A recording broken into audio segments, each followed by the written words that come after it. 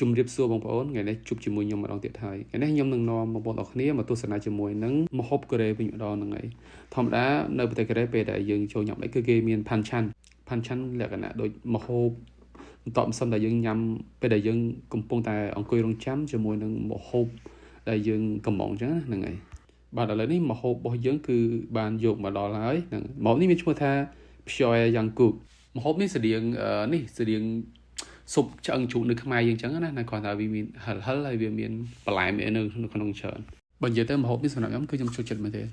ចុះបងប្អូនដែលនៅក្នុងប្រទេសកូរ៉េពីណាខ្លះចូលចិត្តអាច comment ខាងក្រោមវីដេអូបានហ្នឹងហើយដាក់មួយម៉ាត់ជាតិមកហើយយើងមានបន្លែយើងតបសំមានដូចជាស្ពៃគីមជីសាច់ថៅគីមជីហើយនិងម្ទេសអីចឹងណាសម្រាប់គីមជីនៅហាងនេះគឺលក្ខណៈជូរហិលល្មមតើបងប្អូនតើឥឡូវមកស្ដាប់សលេងស៊ីនដល់ពេលខ្ញុំហូបមក